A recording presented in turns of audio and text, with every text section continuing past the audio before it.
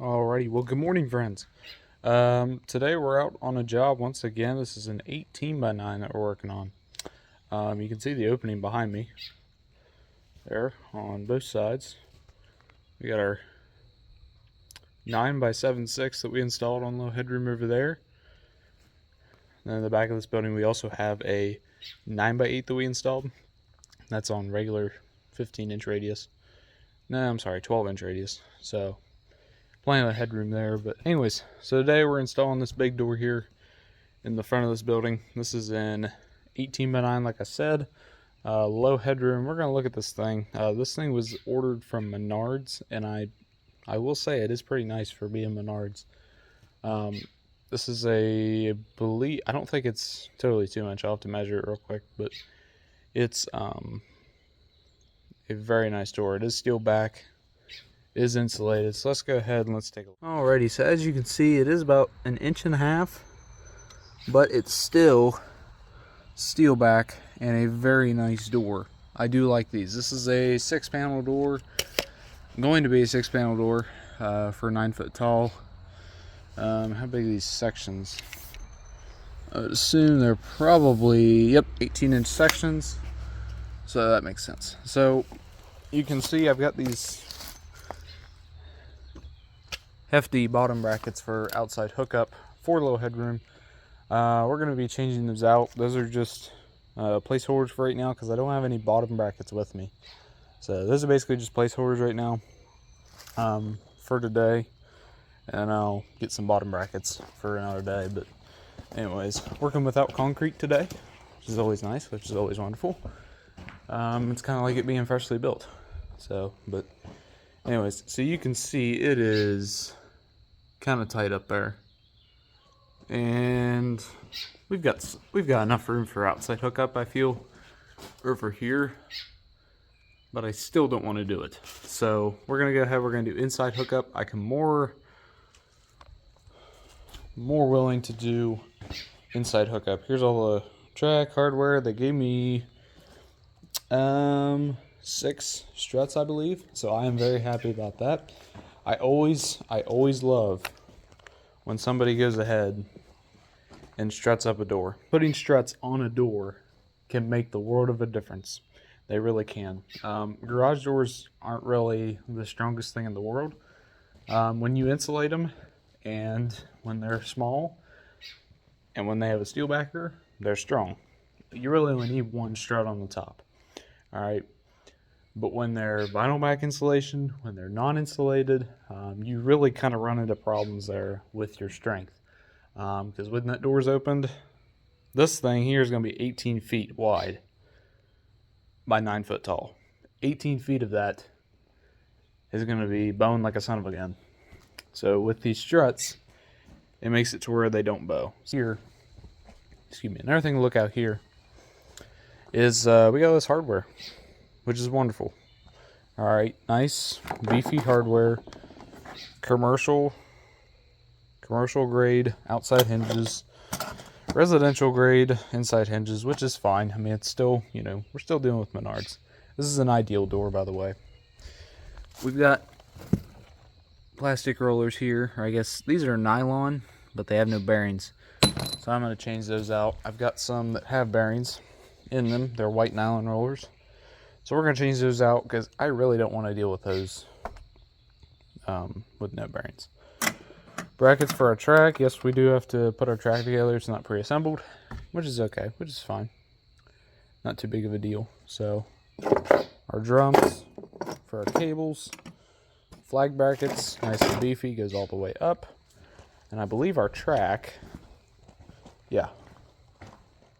our track is pretty beefy, I would say. It's got a full plate that runs about halfway or so.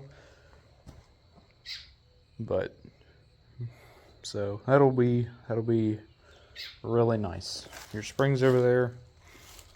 Yeah, so I was actually expecting, for being Menards, I kind of thought it would be the easy set torsion or whatever it is that they sell, but it's not.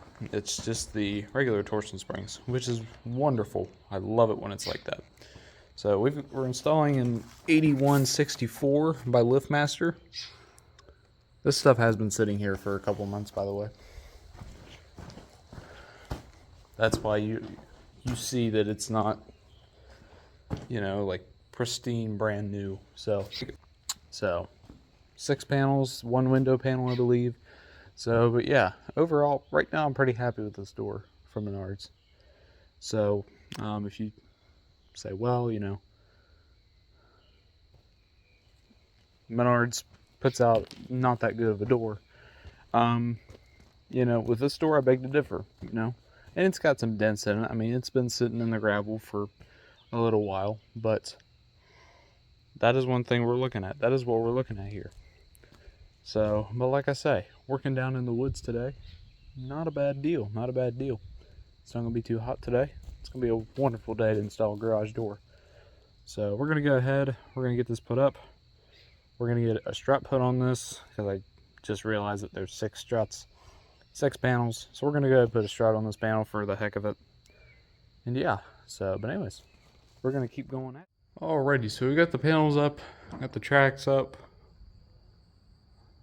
Now we're moving on to changing out the brackets.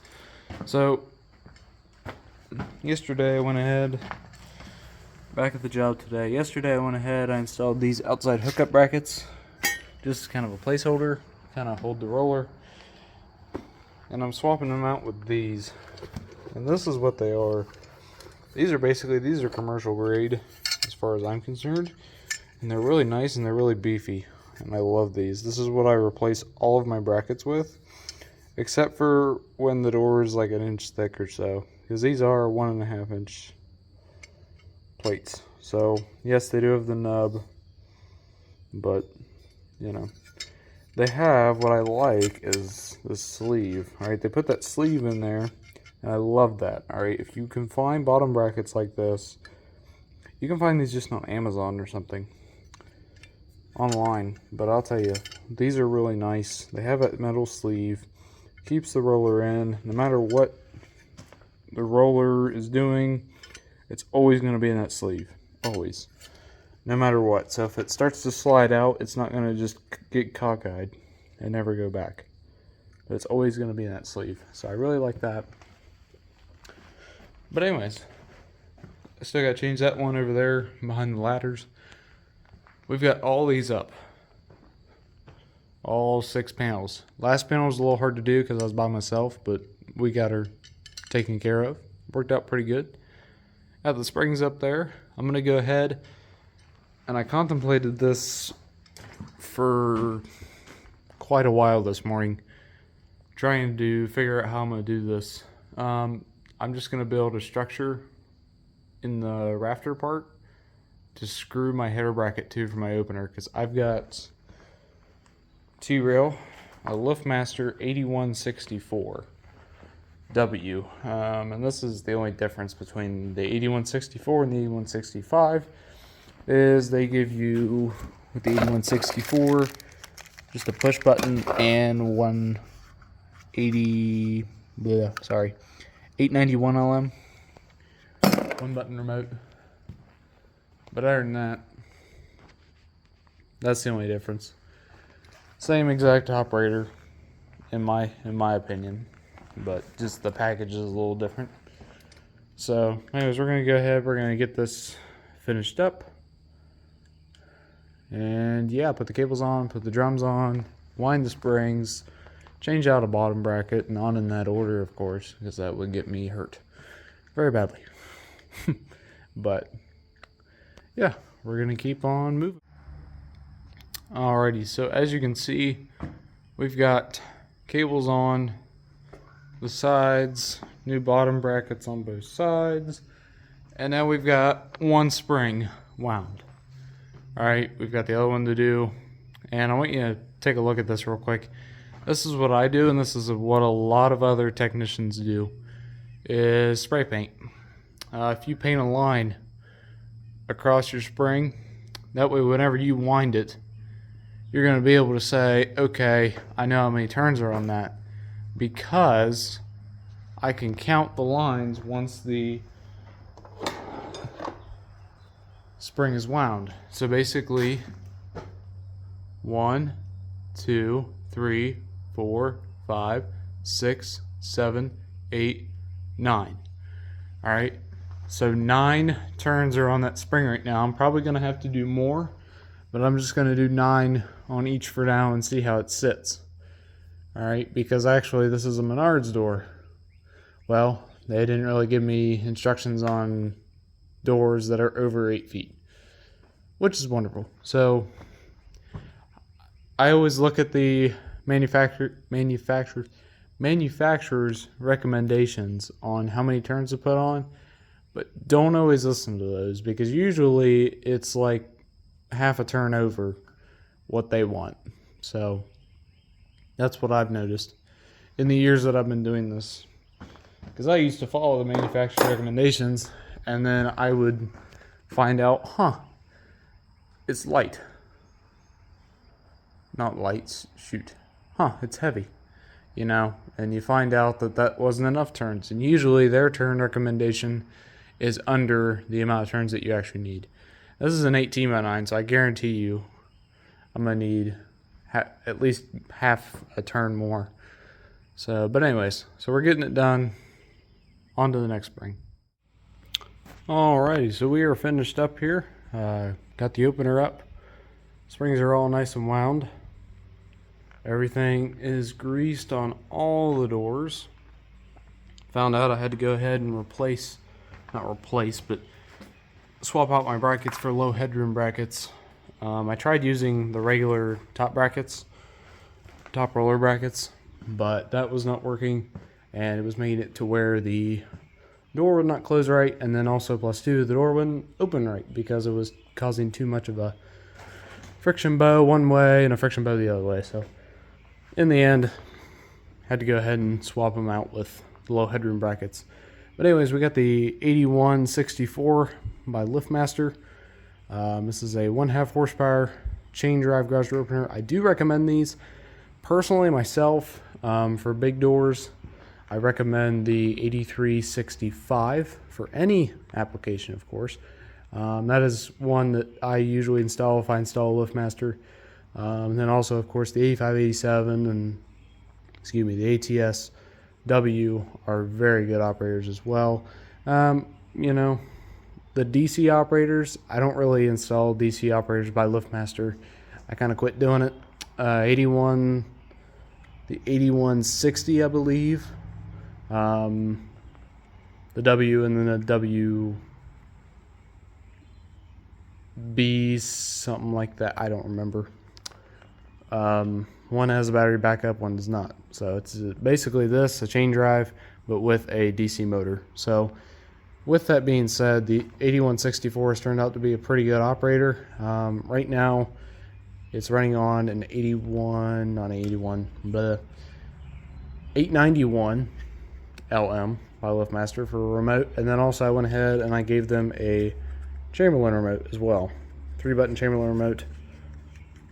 Alright, complimentary, no charge. Nice 3-button. You know, with being a double door, you want 2 remotes most of the time. So went ahead, gave them that. This one only comes, the 8164 only comes with 1 remote, the 1-button remote, and then the little doorbell button for the wall button. So, you know, kind of just the basic Liftmaster operator as far as that goes. But we're going to go ahead and run it up.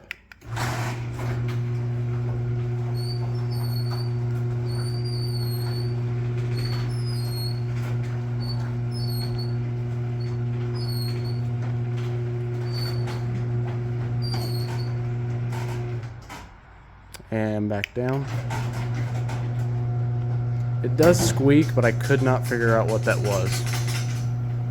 Chain does rattle just a bit. The springs are a little tight on this, just because I've already had them relax out a little bit, so they're doing pretty good. I did have to go ahead and, instead of building some kind of a structure of some sort to mount the operator to the front wall, I went ahead and I just mounted it below the spring.